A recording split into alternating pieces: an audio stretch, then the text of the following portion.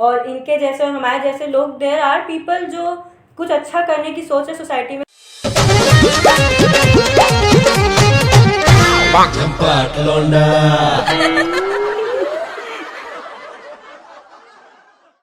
तो नमस्कार, मेरा नाम है सचिन और आज झंपाट लौंडा की टीम आ पहुंची है प्रयागराज के एक मोटिवेशनल स्पीकर जिनका नाम है अनुभूति दीक्षित जी के पास।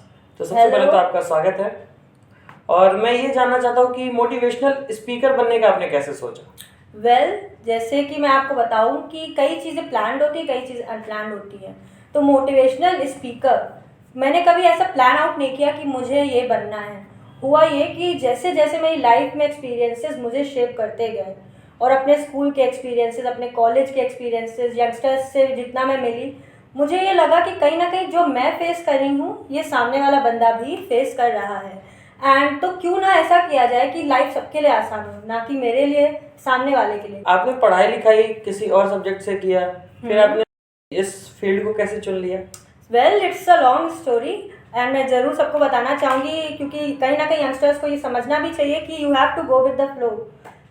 कई चीज़ें डेस्टाइंड होती हैं आपके लिए। तो मेरी पढ़ाई लिखाई सेंट मेरीज कॉन्वेंट इलाहाबाद से हुई and yes I was, you can say average to good student.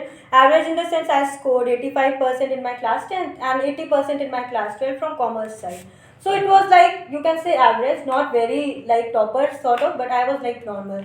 But ये बचपन से था, मुझे लगता था मुझे यार मैं बहुत बड़ी तोप हूँ एंड मुझे बहुत कुछ करना है एंड मैं बहुत स्पेशल हूँ। तो ये था। एंड कई बार स्कूल में आप जैसा नॉर्मल यंगस्टर्स फेस करते हैं, बॉडी शेमिंग, बुलिंग, ये सब मेरे साथ भी हुई थी एंड लुक्स को लेके कभी कभी क्रिटिसाइज़ किया जाता था या कई चीज़ें। तो उन सारे एक्सपीरियंसेस, वो मेरा एक लर्निंग पॉइंट था एसएमसी का एक्सपीरियंस, कि मैं बहुत अंडर कॉन्फिडेंट महसूस करती थी और वो बच्ची जिसने बचपन से सोच रखा था कि उसको बहुत कुछ करना है एंड उसको वो चीज़ें दिख नहीं रही हैं। So I remember it was class 12th and हमारा स्कूल ख़त्म होने वाला था and I was like standing outside and मुझे लगा यार ये इतनी बड़ी चीज़ मेरी लाइफ की ख़त्म हो गई एंड मैंने अभी तक अपने आप को डिस्कवर नहीं किया। तो और मैं किस दिन का वेट कर रही हूँ अपनी लाइफ में बहुत कुछ बड़ा करने के लिए या कुछ करने के लिए। And that was the turning point in my life, क्योंकि तब मुझे लगा कि बंदे जो है ना, तुम बंदी एक बात समझ लो, बात ये है कि लाइफ आगे कुछ नहीं है। आज के दिन अगर आपको जो चाहिए वो आज ही है। तो आज के दिन अगर आपको कॉन्फिडेंट बनना है तो बस आज से स्टार्ट हो जाता है। act like that person. If you want to be the confident one, act like that you are confident. आप अपने आप को अफर्म करो कि आप वो हो। मुझे लगता था कि मैं ब्यूटीफुल नहीं हूँ एंड मेरे अंदर कई कमियाँ हैं, तो मैंने उन सारी चीज़ों को लिटरली अफर्म किया रोज़ रोज़ कि नहीं, मैं इस दुनिया की सबसे खूबसूरत लड़की हूँ, मैं इस दुनिया की सबसे प्यारी लड़की हूँ जिसको लोग पसंद क्यों नहीं करेंगे। आपने यूट्यूब चैनल बनाया फिर उसके बाद? यस, मैं I have a YouTube channel, अनुभूति दीक्षित नाम से ही है।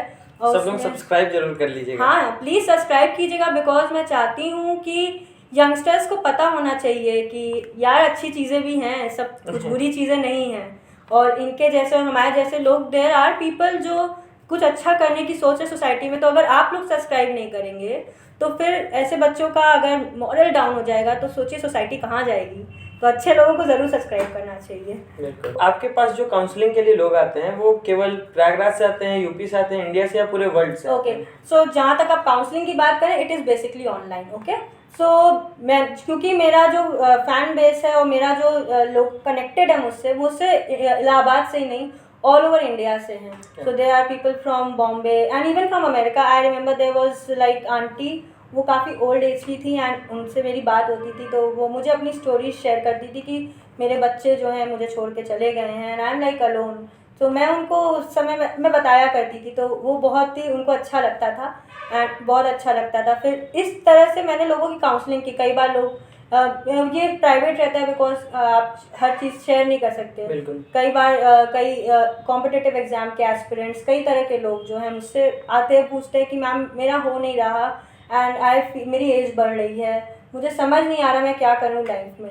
तो कहीं ना कहीं मैं जब उनकी प्रॉब्लम सुनती हूँ तो मुझे लगता है they are suffering from the same thing and I am like lucky. शायद भगवान ने मुझे मोड़ा बनाया है कि मैं इनकी मदद कर सकूँ, क्योंकि हर यंगस्टर के पास ये पावर नहीं होती, वो बस सफ़र कर पाते हैं। तो मैं उनकी मदद करती हूँ and they are like they think that I am blessing in their life and ये सबसे बड़ी सेटिस्फैक्शन होती है। हमने सुना है कि आप भी यूपीएससी के लिए ट्राई कर रही थी, प्रिपरेशन कर रही थी और फिर आपका सिलेक्शन नहीं हो पाया, तो आपने उस फेज से कैसे टैकल किया?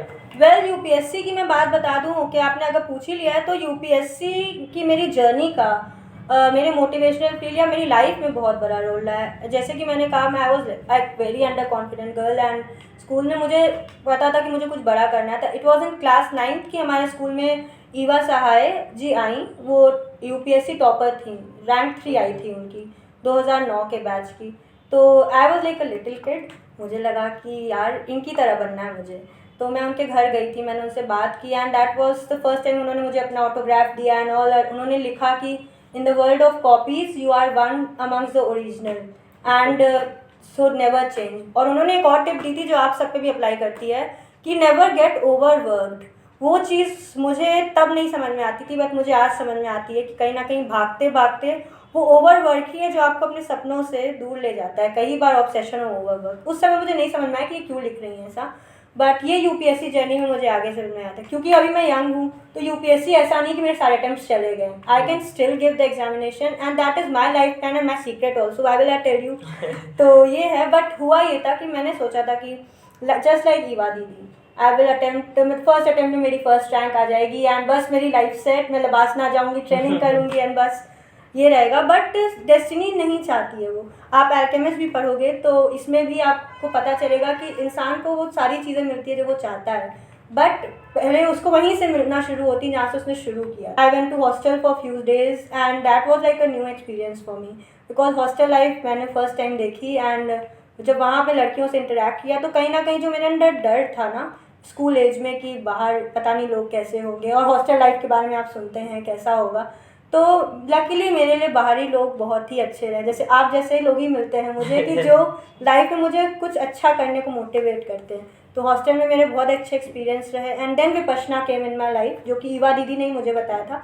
बट मेरे पेरेंट्स पहले अलाउ नहीं करते थे कि नहीं जाना, बट उस समय चीज़ें ऐसी डेस्टाइन हुई बुरी तरह से ही सही कि जब हम लोग बाहर ही चले गए थे और हम लोग के हाथ में कुछ नहीं था, तो मम्मी ने कहा यार जब इतना हो गया तो तुम जाओ, अकेले ही जाओ, विपश्यना जाओ। एंड फाइनली मैं अपनी ड्रीम प्लेस विपश्यना पहुंची। वहाँ पे भी काफ़ी यंग थी मैं, तो लोगों को लगा कि ये 10 दिन तक रुक नहीं पाएगी, बिकॉज विपश्यना में आपको बता दूं it is a Buddhist meditation technique जिसमें आपको 10 दिन मौन रहना होता है और 10 घंटे की मेडिटेशन कराई जाती है फ्रॉम सुबह 4 बजे से लेके 10 बजे तक। एंड आपका फ़ोन जमा कर लिया जाएगा, आप फैमिली से 10 दिन कॉन्टैक्ट में नहीं रहते हो। So this is a very tough type of meditation technique, और उसमें इंसान ज़्यादातर पहली बार में ही छोड़ देते हैं। And I should tell you that मैं 8 बार जा चुकी हूँ। आपने कहा कि ओवरवर्क नहीं करना चाहिए, या बट आप तो कई चीजें करती हैं। और हमने सुना है कि आपने रेडियो पे भी शोज किए हैं, आपने स्टेज शोज भी किए हैं। Yes, yes. आपको सिंगिंग का भी शौक है बहुत। आप कोट्स भी लिखते हैं, थॉट्स भी लिखते हैं और लोगों तक देते भी हैं, यूट्यूब पे वीडियोस भी बनाते हैं, आप मोटिवेशनल स्पीकर भी हैं। तो ये कैसे, मतलब आप लोगों को कह रही हैं कि ओवरवर्क नहीं करना चाहिए और आप खुद इतने सारे वर्क कर रही हैं? Because this is not overwork for me. Overwork in the sense मैं आपसे ये कह रही हूँ कि जैसे मैंने आपको अपनी यूपीएससी जर्नी के बारे में बताया, मैंने कमरा बंद करके अपने आप को ज़बरदस्ती करने की कोशिश की। एंड मैं ये कहना चाहती हूँ रिजल्ट्स ऐसे नहीं आते। जब आप अपना काम कर रहे हो और आपको वो काम ना लगे, तब वो चीज़ होती है जो आपको रिजल्ट्स देती है। तो ये मेरा ओवरवर्क से कहने का मतलब है कि आप अपने आप को प्रेशराइज मत करो। आई नो इंडियन सोसाइटी है and basically Allahabad and UP side बहुत क्रेज है गवर्नमेंट सर्विसेज का, एंड आप दूसरे कोई करियर को तो कोई समझता ही नहीं है कुछ। बट मैं ये कहना चाहूँगी कि हम यंगस्टर्स ही तो ये सोच बदलेंगे, क्योंकि कल के बड़े लोग हम ही लोग बनने वाले हैं। तो आज से हम लोग क्यों नहीं स्टार्ट करें, हम लोग को अपने स्टेप्स लेने चाहिए। तो ओवरवर्क, और मैं इतनी सारी चीज़ें करती हूँ। यस, मैंने रेडियो में बोला है, मैंने 2 शोज़ होस्ट किए हैं, एनजीओज़ के साथ भी मैं जुड़ी रहती हूँ। मुझे बहुत अच्छा लगता है क्योंकि मुझे ये कहीं ना कहीं वर्क कभी लगा ही नहीं। आपने सिंगिंग को क्यों छोड़ दिया? छोड़ा नहीं है, मैंने अपने प्रयाग संगीत समिति से अभी मैंने 2nd ईयर मैंने किया भी है। तो आप कुछ सुना सकते हैं? हाँ, व्हाई नॉट, मैं तो एवर रेडी। ऐसे माहौल के लिए तो क्या कोई क्यूट सा गाने गाना चाहिए, तो मैं गाती हूँ। इतनी सी हंसी, इतनी सी खुशी, इतना सा टुकड़ा चांद का, ख्वाबों के तिनको से चल बनाए आशिया। इतनी सी हंसी, इतनी सी खुशी, इतना सा टुकड़ा चांद का, ख्वाबों के तिनको से चल बनाए आशियाँ। तो आपसे मिलके मुझे तो बहुत ही खुशी महसूस हुई। उम्मीद करता हूँ कि आपको भी अच्छा लगा होगा। मुझे बहुत अच्छा लगा और व्यूअर्स को बहुत कुछ आपसे सीखने के लिए मिला। Thank you so much. And मैं यंग पॉपुलेशन से बस ये कहना चाहूँगी यार, लाइफ एक्सप्लोर करो और जब भी अपने आप को बंधा पाओ, बस ये सोचना कि ये लाइफ आपको पूरी अपने लिए जीनी है और उसको किस तरह बेस्ट कर सकते हो वो आपके हाथ में है, किसी और के हाथ में नहीं। ये बहुत ज़रूरी बात मैं कह रही हूँ कि आप झंपाट लौंडा यूट्यूब चैनल को सब्सक्राइब करिए, बिकॉज कहीं ना कहीं ये उन यूथ में से हैं जो आज इम्पैक्ट छोड़ रहे हैं और यही कल के आने वाले स्टार्स हैं। तो आप जब आज इनको सब्सक्राइब करेंगे ना तो कभी रिग्रेट नहीं करेंगे, बिकॉज यही आपकी लाइफ बनाएंगे भी। और आपको ज़रूर सब्सक्राइब करना चाहिए इनका चैनल। तो डू रिमेंबर टू सब्सक्राइब झंपाट लौंडा।